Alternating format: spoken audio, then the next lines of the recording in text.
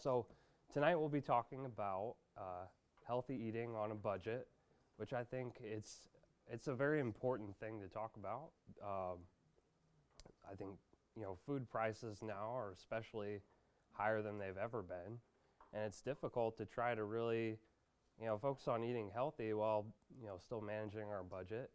I know that food prices for the average American household, it's about 10% of our total income that we bring in, we spend in return on food. So any way we can, find strategies, maybe other things to cut down in those areas, and also still, have healthful meals and snacks and stuff throughout the day is good.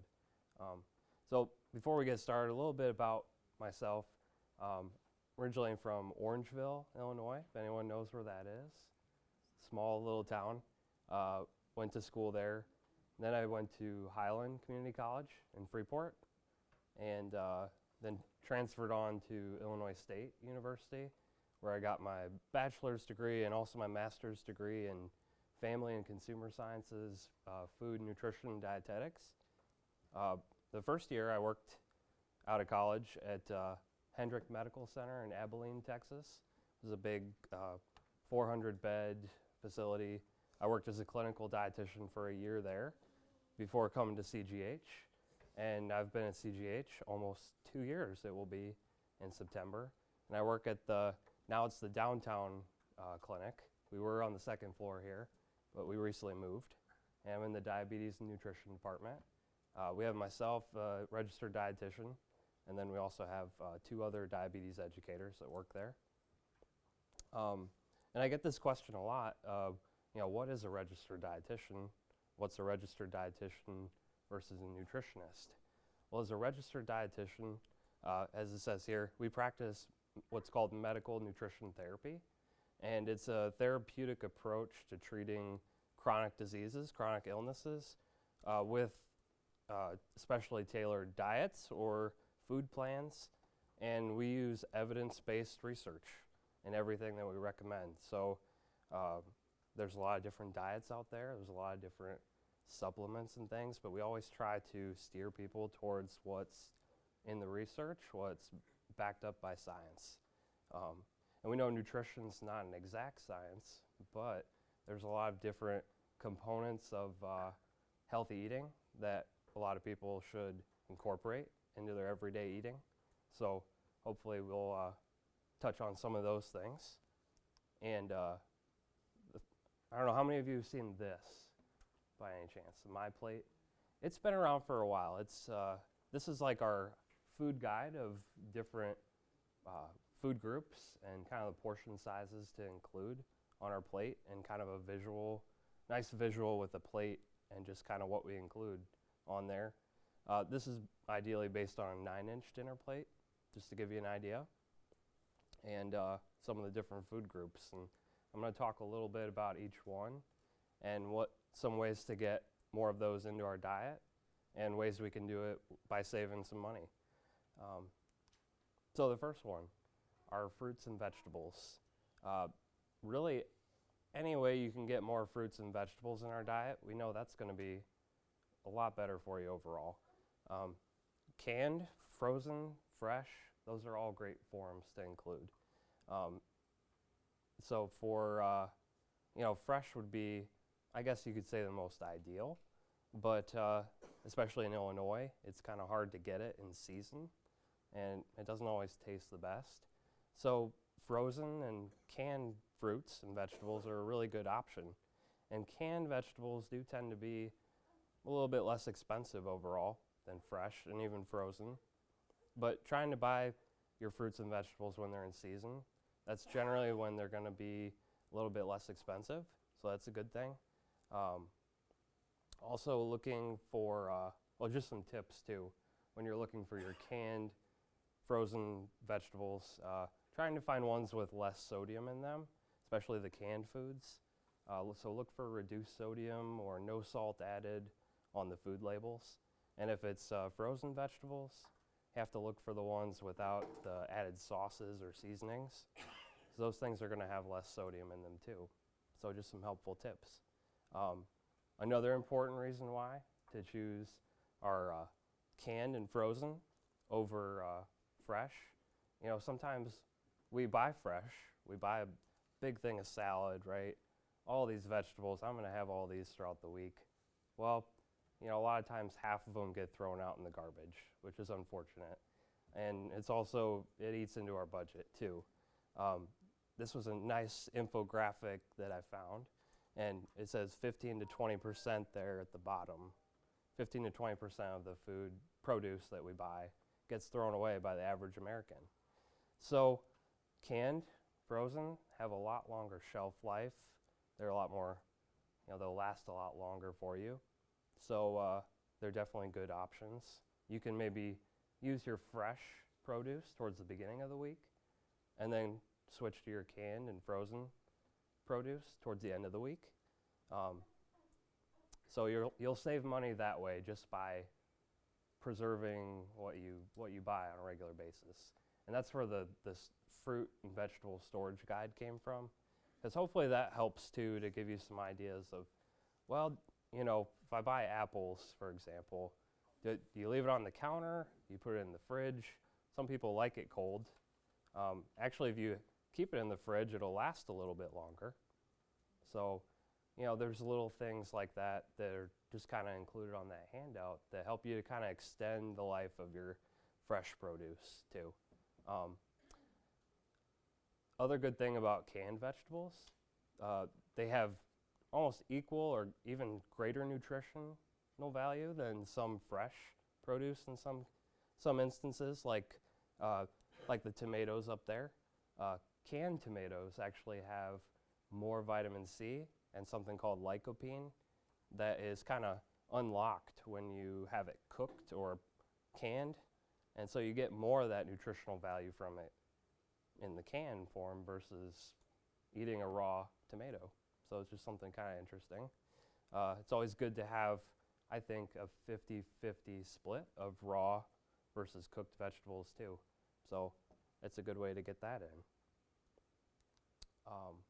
Our next food category, our grains section.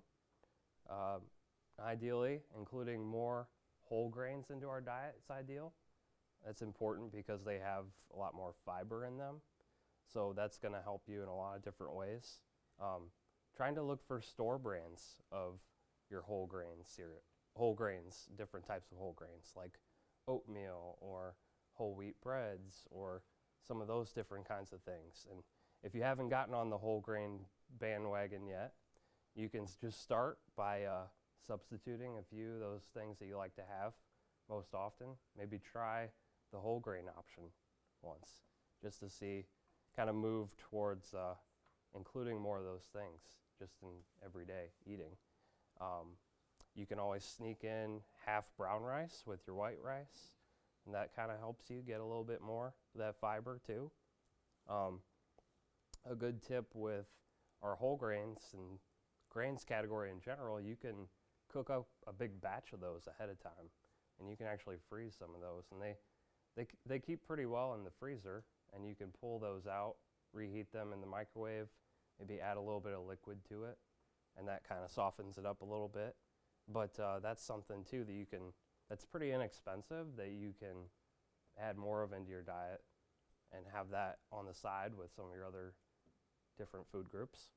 So it's a neat thing. This was a little something I made just to give you an idea, like comparing buying all of your groceries at the store and making some things yourself versus going to McDonald's maybe. McDonald's oatmeal, that's pretty popular. But if you actually look at it and you cost it out, if you get the big container of oats, see it says $3.18. 30 servings though per the container, 30 half-cup servings. So that comes down to 11 cents per serving. That costs the oatmeal.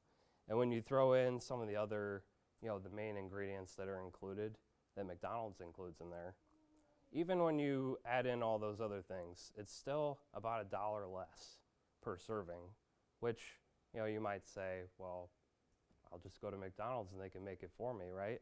But you've got 30 servings of oatmeal you could potentially make, every time for yourself at home. So that savings is going to add up, each time you make that oatmeal for yourself at home, you're going to save $1. You're going to save $30 in the long run. So it all adds up. But I think bottom line, making stuff for yourself at home is going to save you in the end. Our proteins. This is our next category of foods. This is generally, I would say, probably the most expensive of, all of our different food groups to include. Like if you think of beef, for example, or steak, or even chicken, it tends to be the most expensive, I would say. So one helpful tip, including more affordable proteins and some other healthy plant proteins like beans or nuts and seeds. I don't know if you've ever tried quinoa. That's a pretty good one you can make. Tofu, different soy. It's a soy-based product. You can also include some of those things. They tend to be a little bit less expensive and give you good nutritional value overall, good lean protein. And when we talk about lean proteins, they're things that have less fats in them, especially the saturated fats. That's what we want to try to avoid, which it's been shown too that plant-based proteins, including more of those into our diet, helps to lower our cardiovascular risk and heart disease. So some other helpful tips here, including canned tuna or canned salmon too. That's a good way to add some protein to your casserole if you're making a tuna casserole, and that the canned meats are going to last you a lot longer too, just like the canned fruits and vegetables will. Dried beans too. I don't know if you've ever cooked dried beans before, but you can make a pretty big batch of beans just by, if you have the time, just cooking a big batch up at a time. And you can get a bag of beans. I looked, it was about $1, a little bit over $1 for 16 ounces of beans, which is, pretty cheap in the long run. You just have to put a little bit of effort into it and kind of prepare it and make it taste good, which, like the Mediterranean bean salad, if you got a chance to try that, that actually used canned beans. So 2 cans of, or it was 1 can of kidney beans and another can of white beans. But if you cook those beans ahead of time, you have the time to do that, you could make that recipe even cheaper by doing it that way. So beans, other vegetarian sources of protein, those are some good things to add in. Eggs provide us with some other egg-cellent benefits. All right, tough crowd. No, so eggs are a good source of protein too. And studies have suggested too that for the average healthy individual, 1 egg a day has little to no effect on our cholesterol levels overall. 1 egg is about 15 cents, roughly, and they provide a good quality source of protein. And you can do a lot of things with eggs too. You can do hard-boiled eggs, you can do scrambled eggs, fried eggs, what have you, egg salad. So that's a good thing to include too, more of, if you like eggs. If you don't, try something else. But that would be something good to include. Our dairy is our next category. For our dairy, it's important to choose low-fat or even non-fat dairy if you're feeling frisky, like skim milk or non-fat Greek yogurt is good. I would say one of the biggest things with dairy too, and if maybe you don't drink a lot of dairy at home or milk, maybe you're someone who lives by yourself, you can also buy a large gallon of milk, and it freezes pretty well too. You can pour half of it into a container and stick it in the freezer. If you think it's going to go bad before you get a chance to drink it all, you can do that, and it'll last a lot longer. Looking at the unit cost of things too is especially important when we talk about our dairy products. And the next slide kind of talks about that more. Understanding the price tag. So that's important when you are just shopping for things at the store. Looking at the retail price, the price that we would pay for something, but then also the unit price, which is the cost of the item per, could be, well, it's generally ounces or pounds or quarts or cups, what have you. So you can see just based on these two as an example, if you buy the single serving 6-ounce yogurt, it's 72 cents. It's 12 cents per ounce. But if you buy the 32-ounce, the larger yogurt, it's $1.62, but it's only 5 cents per ounce. So in the long run, you're going to save some money overall, especially if you always, buy in bulk whenever you can and free stuff. That's going to help cut down costs. This one. So we know everything we need to include in our diet. We know all these healthy things. But how do we include more of that? We have to try to figure out how is this going to fit, because we know it's all great and it's it's things that are noble that you want to include more of those healthy things. But you have to plan for that, and that's some kind of tips here. So planning ahead of time, that's probably the most important thing. You can figure out your menus ahead of time for the week, and you can when you figure out what you're going to have ahead of time and you plan for that and you stick with your plan, that's going to help you in the long run too, because you're going to stick with what you've got at home. So take an inventory of your cupboards and your refrigerator before you go to the store, and figuring out what you can make for meals and snacks and stuff throughout the week. Including a good variety of different things, thinking of kind of colors when you're planning and preparing your meals, like getting a good variety like carrots or sweet potatoes, kind of orange, yellow squash, green peppers, red apples. Those are some kind of things I like to think about just when I'm trying to figure out what to have throughout the week. You can also think of different protein sources, things to include. Like if you want to make a dish with beans throughout the week, you can make that your goal and then find a recipe or something that incorporates that to try to fit more of those things in throughout the week. And when you find a new recipe, you try a new recipe, and you like it, maybe you like the Mediterranean bean salad, and you have to save that, and put that into your files so you can refer back to it, and you can make that later on. Or if there's something that your family really likes, then you can go back and pull that back out, and you've got that as a resource. Another important thing, especially when you're shopping for your foods, is looking at the sales for the week. I just pulled up 2 of the circular ad type things for Aldi's and Kroger here, and they've got a lot of good stuff that's on sale right now. So that's something good to keep in mind too, especially when you're planning your meals or trying to figure out what to include more of.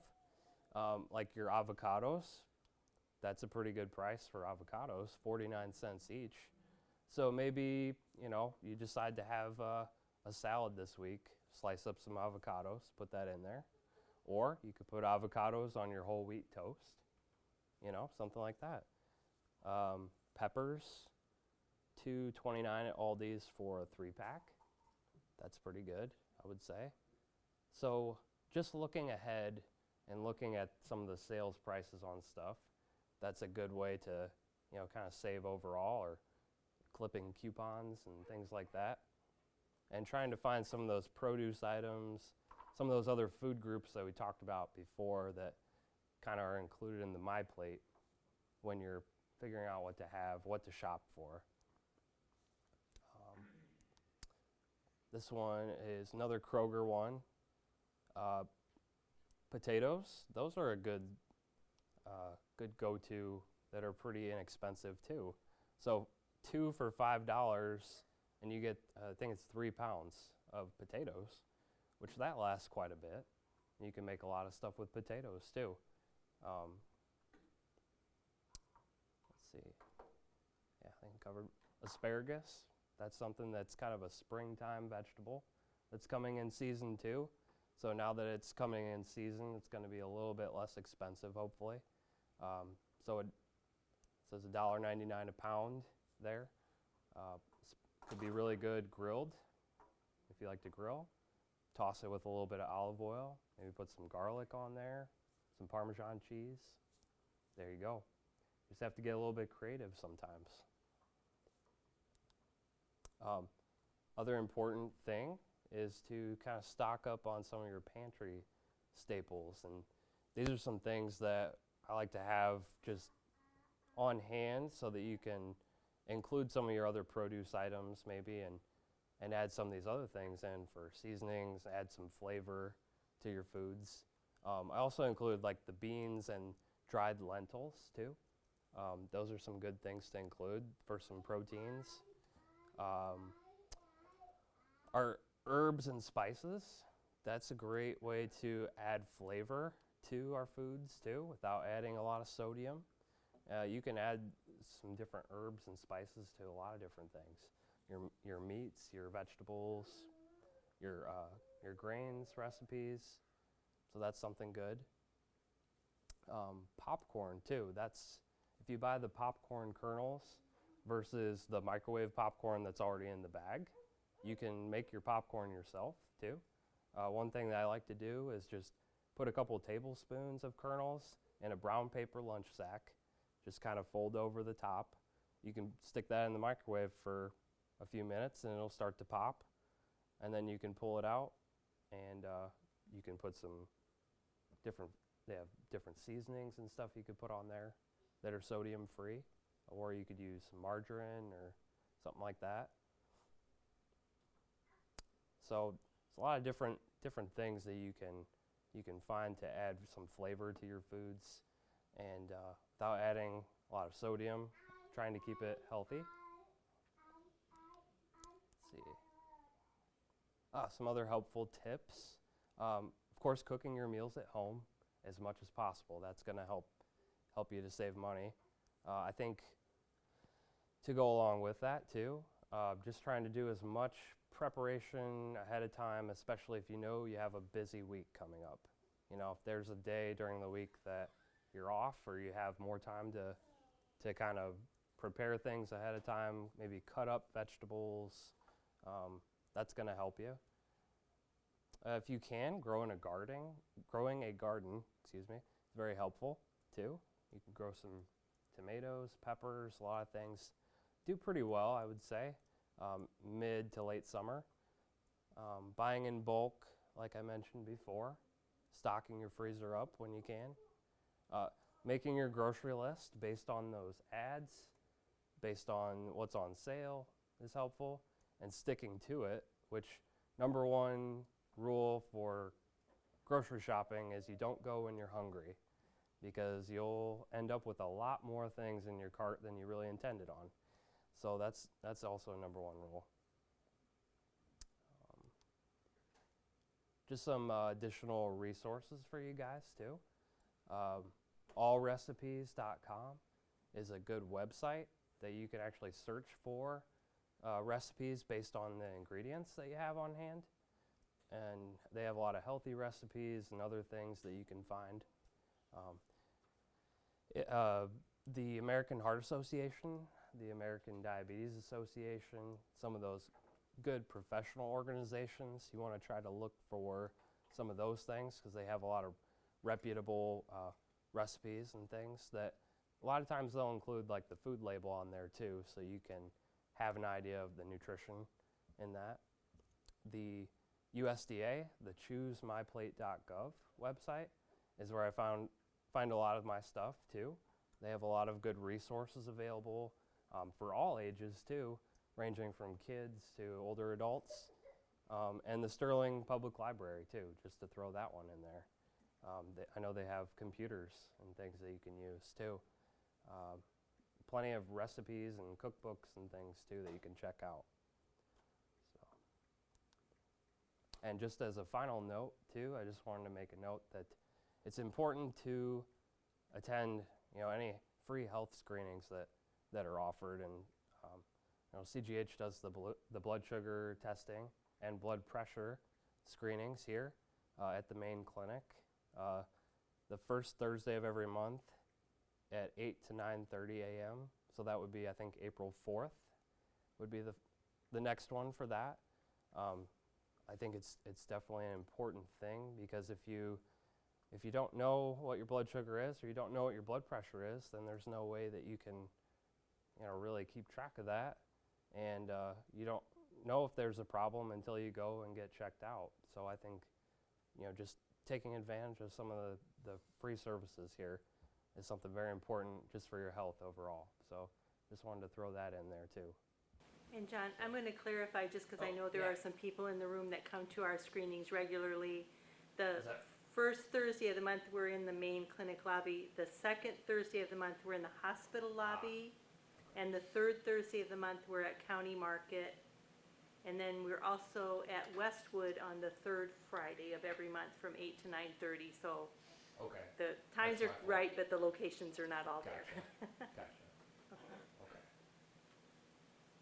All right. So that was all that I have for you guys tonight.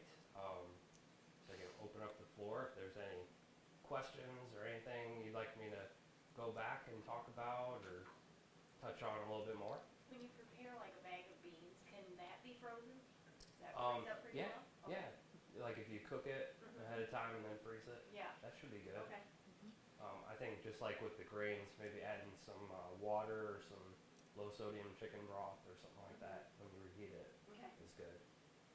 If you have a crock pot, that is the easiest way to cook beans, unless you have an Yes. instant pot, which is even faster. Yeah.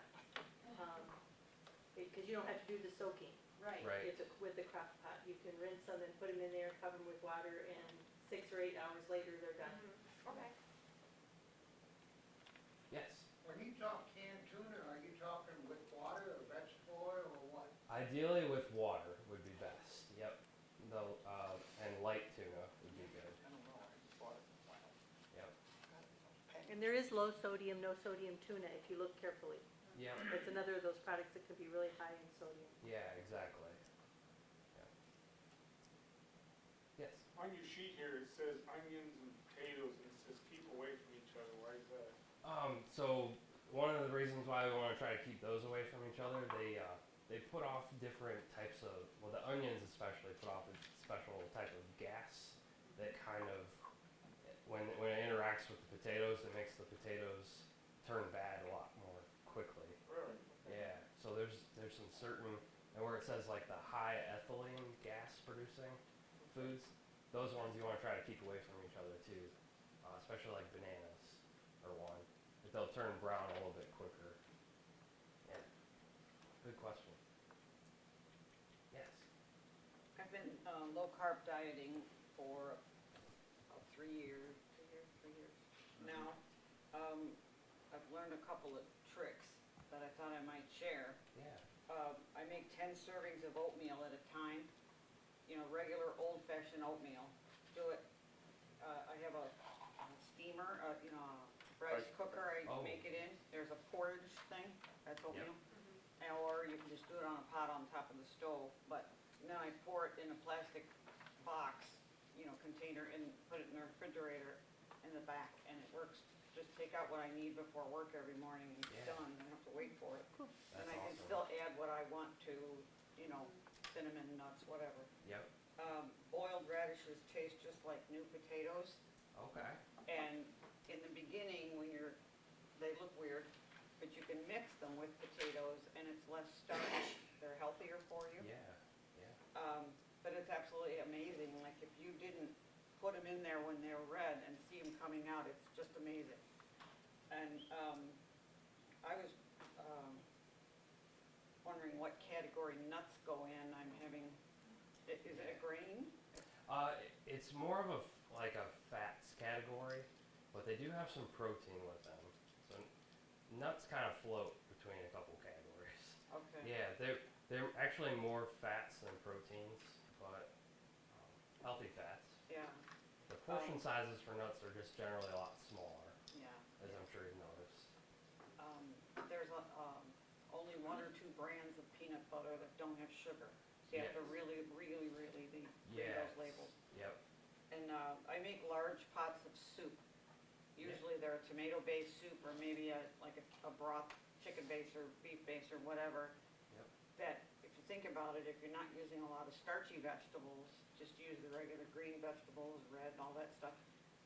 It's like a big hot salad. I mean, it's really good for you. And then Yeah. it's done and I don't have to rush to McDonald's because I didn't have something after work. I'm in a rush. Yes. It's done and it Absolutely. lasts us a while. I also make ahead sugar-free desserts. I have a whole lot of recipes that use the pure stevia-based products, Yes. and they're great. Awesome. And then make your own popcorn, like you had talked Right. about, but I have one of Yep. those turn things, Yeah. and, that or I get that, what's the popcorn called? Anyway, it's no extra nothing Right. popcorn, it's Right. like, and sometimes I just miss chewing. Yeah. Sometimes you just need something crunchy to Yeah. snack on, right? Yeah, Which popcorn by itself, perfectly healthy. right, So everything we add to it. So yeah. yeah. Thank you. Those are some really good tips. I have not tried the radishes before. That sounds really good. Yeah, we follow a diet called THM, it's Trim Healthy Mama, Okay. and it was made for a woman and her hormones to deal with, but now they're finding out men are doing really well on all of it too. Yeah. And it's a great diabetic diet. Awesome. And they're, like if you're on Pinterest, you could go THM and chicken and all these recipes will come up. Okay. Or THM and cheesecake or, whatever you want. Yeah. Sounds really cool. It's a lot of help. Yes. You don't have to do it, there's books and all that stuff, but you don't have to do that, you can just cook that way. Excellent. Thank you for sharing that. Since you picked out McDonald's Yeah. oatmeal, I wanted to tell you that their oatmeal is just the little packages that comes out of the Quaker boxes. Oh, okay. That's what they use. Yeah. And then they add your nut, or your Add other apple package and whatever to it. Sure. Sure. So you might as well eat it at home rather Might than as spend well, right? $1.99 for the same thing. I know. And I forgot to mention too, I added in the Splenda brown sugar, Right. so it has less sugar overall too, which is good. So, Yeah. I mean, those packages are not healthy. No. We know They're that. not. So, Yeah. Yes. Is brown sugar better than white sugar? No, They're generally about the same Oh. sugar content. sugar is sugar. Yeah. And So- brown sugar has added molasses for the brown color of the Yeah. flavor, so you need Yeah. more sugar. Exactly. So I don't know, teaspoon to teaspoon, which has probably about the same though, I would say. Yeah. There's a big argument about honey versus sugar. People Yeah. think honey's healthy, but not to Yeah. somebody with a weight problem. No. Again, yeah, just a different type of sugar.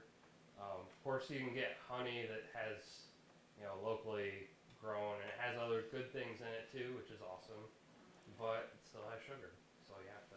Can you give us all the names for sugar that you'll find on a package? Oh gosh, there's just too many. There's dextrose and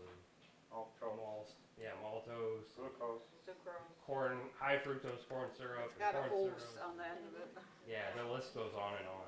So they add it to a lot of foods because obviously they want their food to taste good, and they want you to buy their food. So, and you keep buying it. But yeah, it's something we really have to limit. Yes. When you talk to eggs, are you talking medium, large, extra large, or what? Probably just large, just your standard. Yeah, large is pretty standard size. Yep. Something I also forgot to mention too, I guess you could get rid of the yolks of the eggs too, and that gets rid of a lot of the fats and cholesterols too. The egg white's just the protein. So you could do a whole egg plus just an egg white. That would be a good source of protein too. That's what Dr. Curry had recommended to Yeah. us, like 2 whites to 1 yolk. Right. Yep. Said it really, So you get the increases flavor. protein, Yeah. still have some flavor, but Yep. you're not getting as much cholesterol from those yolks. Yep, exactly. Yep, you get some flavor. So it's not just the whites. They're kind of, they don't have a lot of flavor. So is Yes. egg beaters about the same as egg whites, or? So egg beaters, they take the yolks out and then they add some other flavorings in to kind of imitate that. And so it's actually just the whites by So yeah, those are pretty good. It's a good alternative, and they're already scrambled up, so just pour it in the pan. Yeah. Hey, you said like the 4 my plates and you have the 4.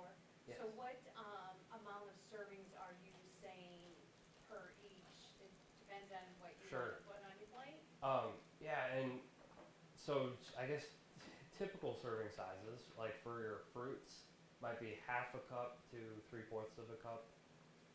For our vegetables, I know 1 cup raw versus half a cup cooked. For our proteins, about 3 or 4 ounces, or like the size of your palm, is pretty good. And for our grains, I would say like half a cup or 3/4 of a cup is like a good portion size. And then for dairy, like a glass of milk would be an 8-ounce glass of milk. Okay. Yeah. And I guess portion sizes could vary just based on a person's individual needs and stuff too, calorie-wise. John, I have to tell this story because I was talking about my plate to somebody who came to one of our cholesterol screenings. And I showed her this diagram and I said, you know, a quarter of your plate to protein, et cetera, et cetera. And she said, but how high? Exactly. So when you add the ounces in there and Yeah. weight equivalent. One layer. Yep, exactly. Yeah, so and that's something that I do, you know, when I see patients, when I meet with patients, we try to come up with a good plan that's going to fit best with them too. And looking at every aspect, you know, their work life and everything, and just try to come up with a good plan for them, or if they have, you know, illnesses that they're dealing with, then yeah, that's where we get really specialized. Yeah. Hey, Yes. you know, like if you buy fresh herbs for recipes, can you freeze leftovers of those? I think you should be able to. Yeah. Yeah. You mean the whole recipe as a whole, or? Well, no, well, just the herb, you know, you only use like, it only calls for a teaspoon or something, Yeah. you know, and you have a whole package of. Yeah, you have to They're- buy they're like the bunch. expensive. Yes. Yeah, the fresh herbs are expensive, but, and if you don't find yeah. something to use them for, like, You could substitute the Yes. dry herbs for it, yeah, but yeah, I know it's hard because you don't usually use all of it. yeah, you don't, I mean, I have put them in the freezer, but I Some don't stuff know. like I don't basil, know. Mary Kate, you can put the Like- basil in a jar, in a glass of water on your counter and it stays for weeks that way. It might Does even it? grow My daughter roots. does that. For us, if it you do does that. Yes. Yeah, But I've never tried it. yeah. That's a good idea. You can grow green Yeah. onions that way too. Oh yeah. Yeah, So You put want it that? in a glass of water. yep. If you just use the green part, you put the rest in a little Yeah. glass of water and it'll regenerate. So if you're really, really cheap, Just you like can your regrow flowers. your green onions. Yeah.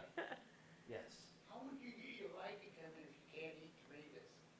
Your what? Your lichen? Oh, the Lycopene. lycopene. Well, you can get that actually in a lot of other red kind of vegetables too, like red peppers, for example. So a lot of different pigment colors have the different antioxidants in there, which that's what lycopene is an antioxidant. So if you can incorporate some of those other red vegetables, that would be a good way to do that. Yes. Any tips on changing that diet from a nutritional diet to a weight loss diet if you're interested in weight loss too? Yeah. I think calories have to be your main focus, especially for weight loss. So, you know, there's ways that we can figure out what someone's calorie needs would be just based on their height, weight, age, gender, physical activity levels. All of those things we try to put together to come up with a good plan. So, and, you know, we can kind of, through predictive equations, we can figure out what someone's base calorie needs would be just for maintaining their weight.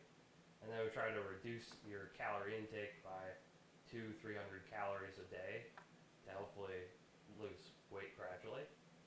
So the different categories have different calorie content per gram and so on. Yes. And some of them are better calories and less calories that go right in and better and not.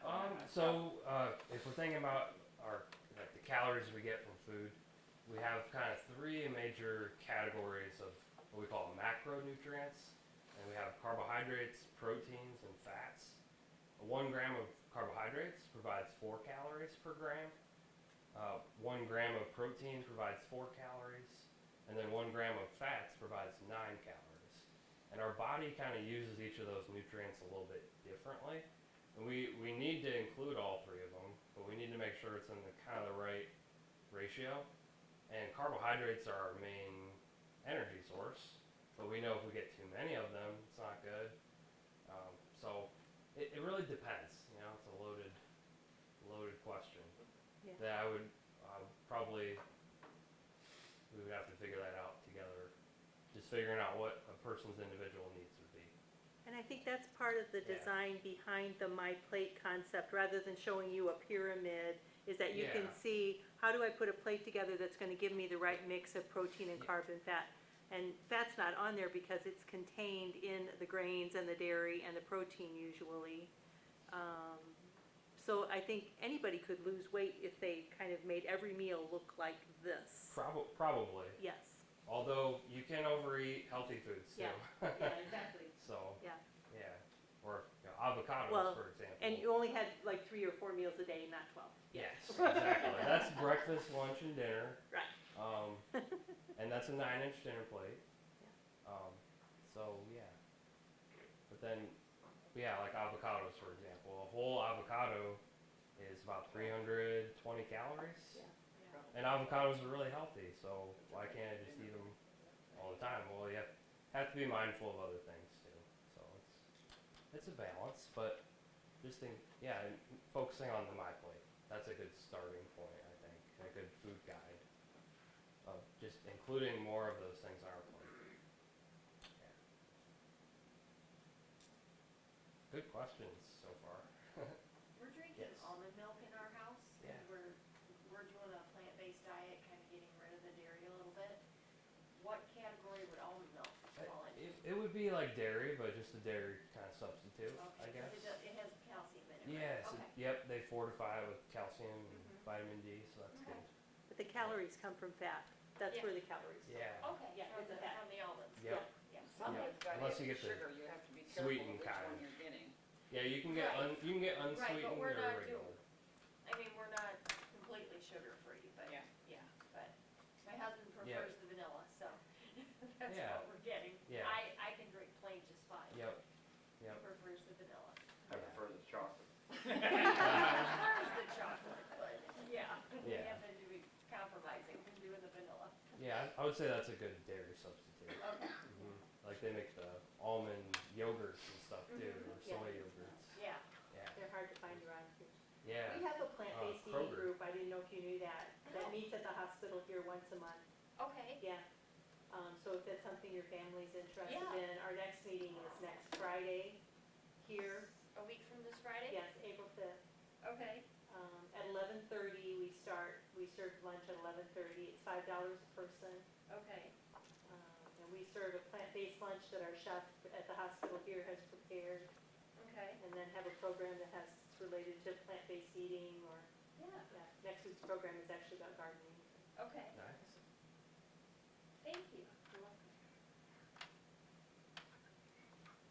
Any more questions for John? I was just gonna tell you, the only place there's sun in my house is the front yard, so I hide vegetables amongst my flowers. Yeah. And if you ever drive by my house, you're like, You you got don't even some notice. tomato plants growing up in I- between. Yeah, Hey, that works it's well the only though. place where, but That works you know, good. kale grows beautifully in Yeah. our yard, Mm-hmm. and, it's better than buying it, you know, on the store, cause I heard Yeah. now it's got all these chemicals and stuff Yeah. in it. Yes. But- So I took it and I washed, cut it up and washed it and threw it in the freezer, and I'm still eating that kale plant. I just go in and Nice. grab a handful and throw it in my soup, Yeah. great stuff. Does it keep pretty well in the freezer? Fabulously. Good. And I did put it in the big freezer, I didn't put it in the little, A real freezer yeah, the deep Deep freeze. freeze? Yeah. Okay. Cause it's goes a down. year and a half old now, so. And I have heard about kale that your body doesn't get the nutrients as well from raw kale as it does cooked, just like you were saying about tomatoes. Yep. Interesting. So, yeah, yeah,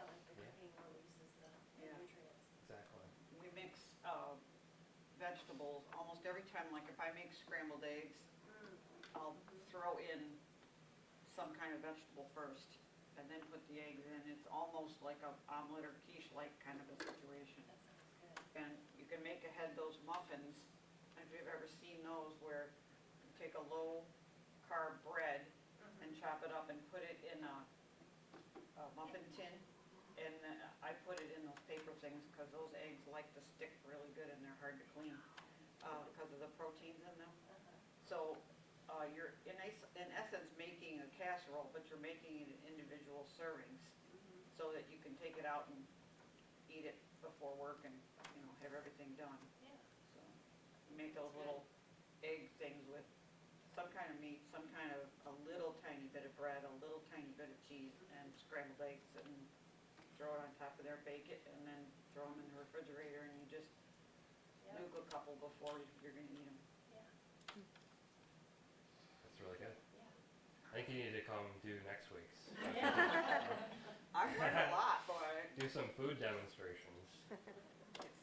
You know, when you eliminate other stuff, you find out, like I found out, I'm allergic to almond milk, I'm allergic to almond flour, I'm allergic to all, now I've had a bad reaction to cashews and peanuts. So I never had that before in my life. And then I'm a sugar addict, I know that.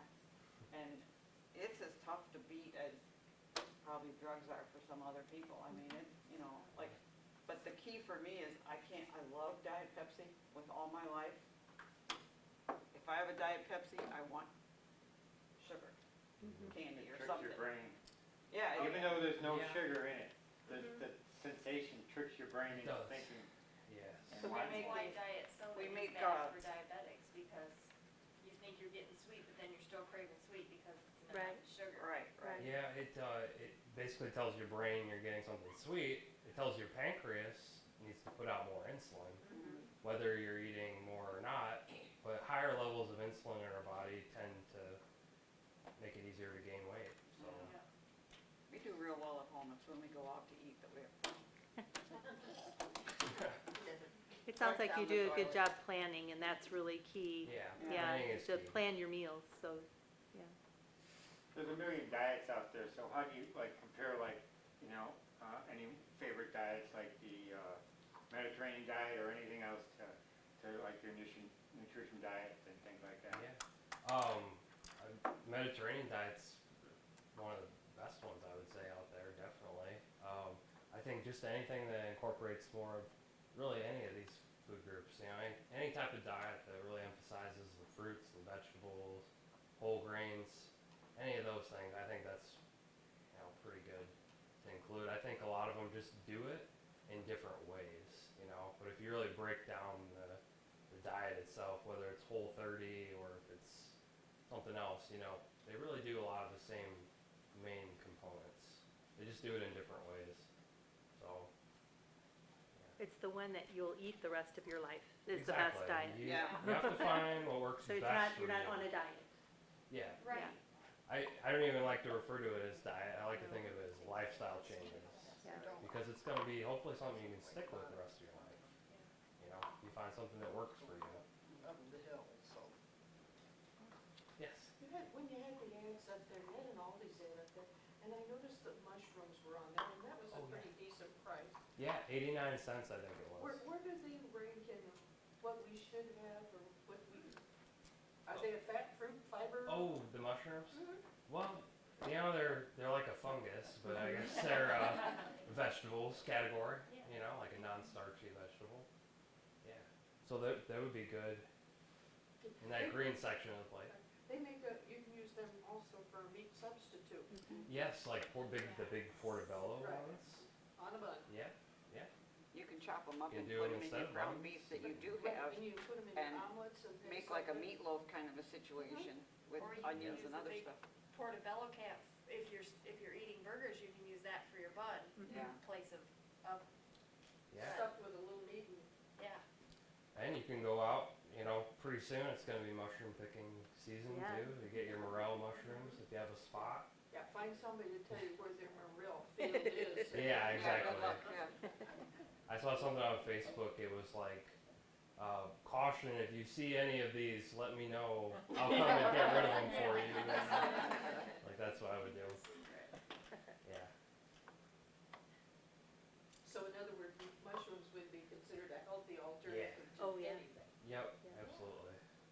Questions are good. Okay, all right. Thank you very much, John. Thank you.